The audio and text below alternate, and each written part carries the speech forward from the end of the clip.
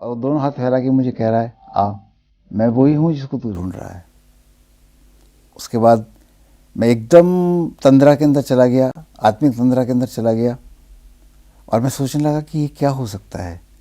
और उसके बाद कमरा बिल्कुल अंधेरा हो गया और अंदर से एक अजीब शांति और ढूंढ मेरे जीवन में पैदा हो गई।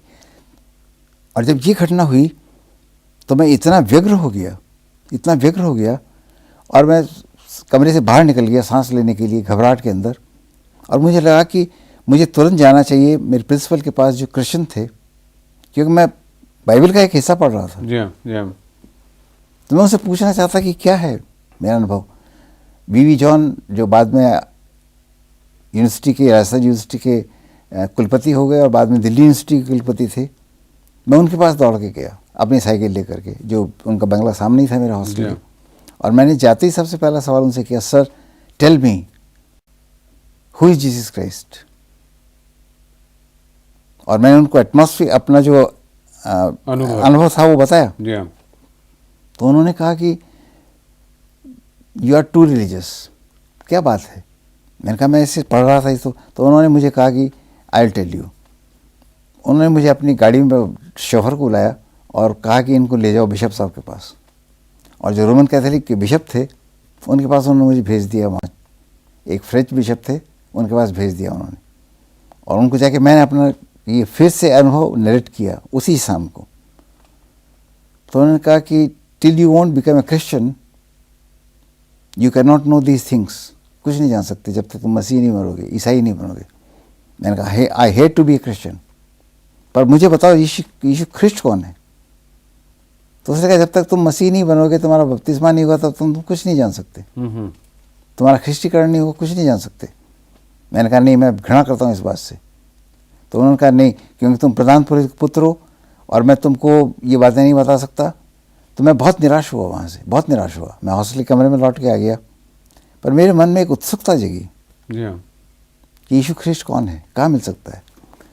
तो जिस उपदेश को मैं पढ़ रहा था, उस उपदेश से लग रहा था कि ये जीवन उन लोगों के पास होना चाहिए जो उनके पीछे उनकी मान्यता को मानते हैं, उनके धर्म को मानते हैं, उनके आदर्शों को मानते हैं। मेरे साथ बहुत से बच्चे जो क्रिश्चियन थे, बच्चियां जो क्रिश्चियन थी, पढ़ती थी कॉलेज के अंदर। मैं उनके जीवन को देखने लगा कि सर्वम द माउंट की सब बातें उनके जीवन में है कि नहीं है। एक दिन मैंने कुछ लड़कियों का, मेरे साथ पिक्चर देखने कौन कौन चलेगा। तो उनमें जितनी क्रिश्चियन लड़कियां थी उन्होंने कहा कि हम चलेंगे, परंतु एक हिंदू लड़की थी, उसने कहा मैं नहीं चलूँगी। मैंने कहा क्यों, तुम क्यों नहीं चलोगी? कि नहीं, मेरे पापा डांटेंगे मुझे शाम को अगर मैं घर नहीं लौटूंगी तो मैंने क्रिश्चियन बच्चों से पूछा कि don't you fear your parents. परमेश्वर का वचन तो कहता है honour your parents and obey your parents. तो उन्होंने कहा we damn care for that. अच्छा। तब मुझे बहुत दुख हुआ इस बात को सुन करके कि मसीह होकर भी, ईसाई होकर भी वो परमेश्वर के वचन को मानने के लिए तैयार नहीं है। तब मुझे लगा कि ऐसा लगता है कि बाइबल एक हिपोक्रेसी है, कि आदर्शवाद की बातें तो बहुत कही जाती हैं, परंतु जीवन के अंदर परोपदेश का कुछ बात देखने को नहीं मिलती है, प्रैक्टिकल नहीं। पहला प्रश्न मेरे सामने आया।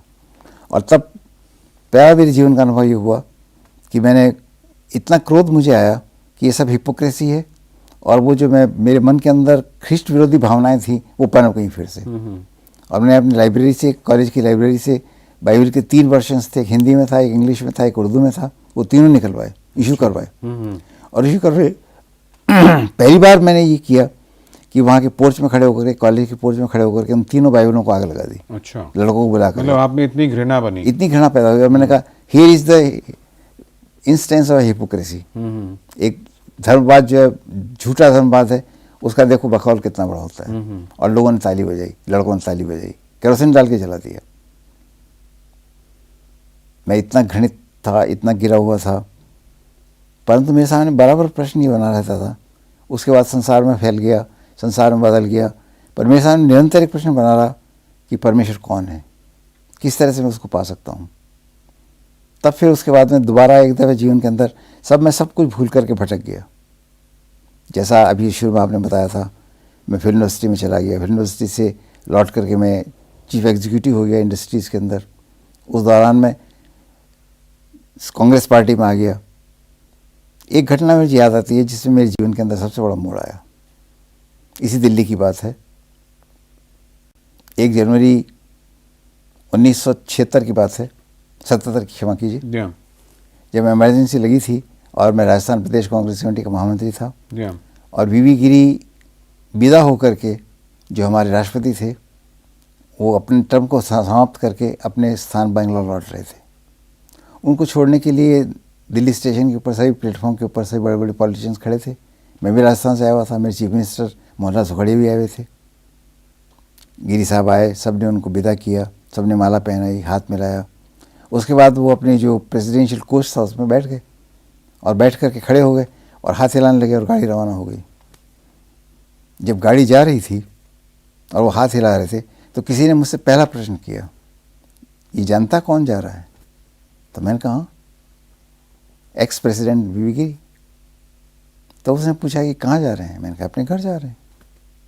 ये सब घटना चल रही है, करिश्मे की तरह चल रही है और वो सब हो रहा है, वो लोग जा रहे हैं, मैं देख रहा हूँ ट्रेन जा रही है आगे।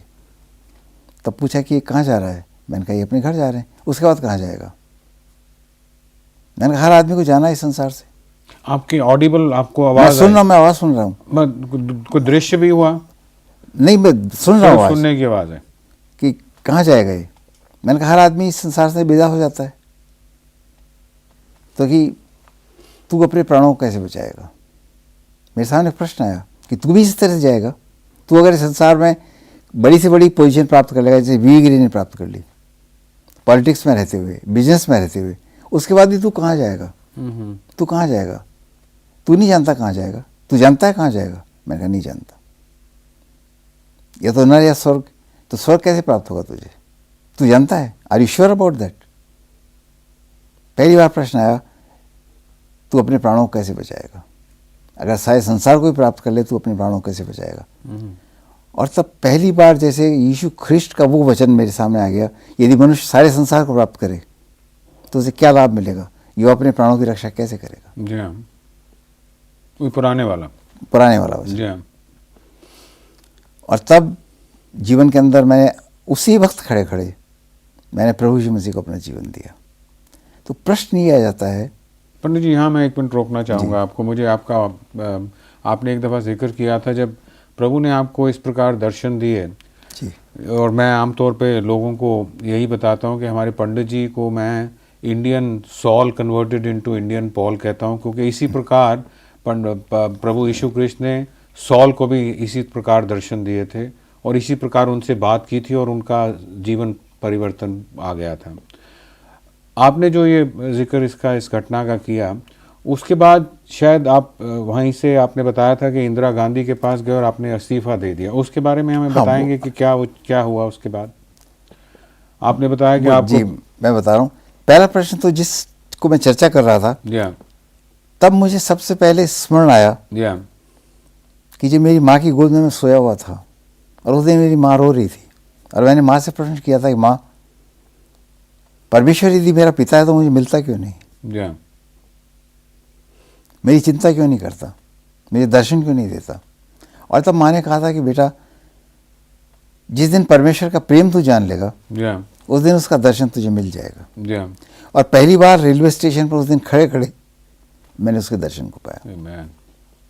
और तब मुझे मन में एक शांति हुई कि जैसे पिता अपने बच्चे को हाथ पकड़ करके अपने निकट ले लेता है, अपनी गोद में ले लेता है, अपनी बाहों में ले लेता है, अपने आंचल में ले लेती है माता, ठीक वैसे ही जैसे मुझे किसी ने ले लिया, मुझे बचा लिया संसार से। और आपने जैसे कहा कि आपने बनिया के जैसे हिसाब किया। मैंने हिसाब किया, मैंने अकाउंटिंग किया जीवन के अंदर कि जो कुछ जीवन में जी रहा हूँ उसका प्रतिफल क्या होगा, उसका लाभ क्या मिलेगा मुझे।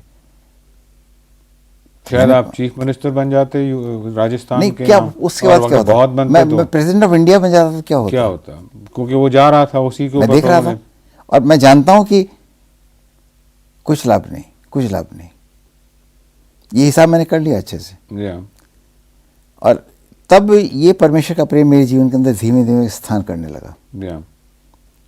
उसके बाद संभवतः मैं बहुत बार शेयर कर चुका हूँ, और मेरी टेस्टमनी जो ग्रेटर लव है जो इंग्लिश में छपी है, उसमें मैंने इस बात को प्रकाशित भी किया है, प्रकट भी किया है, और मैं जगह जगह सभाओं में इस बात को प्रकट करता हूँ कि इस प्रेम को, जो परमेश्वर का प्रेम है, इसने जैसा बत्ती का सुसमाचार परमेश्वर के वचन के 3 अध्याय 16 पद कहता है, परमेश्वर ने जगत से ऐसा प्रेम रखा कि अपना इकलौता पुत्र दे दिया, ताकि जो कोई विश्वास करे नाश न हो परंतु अनंत जीवन पाए।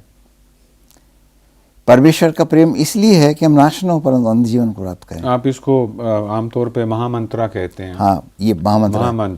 तो इस परमेश्वर के इस प्रेम ने मुझे पहली बार पिता का एहसास करवाया कि परमेश्वर प्रभु यीशु मसीह के अंदर देहधारी होकर मेरे इतना निकट आ गया, जिसने हॉस्टल के कमरे के अंदर मुझे पकड़ने की कोशिश की। मैं वहाँ से भाग गया तो उसने फिर मुझे वहाँ पकड़ लिया।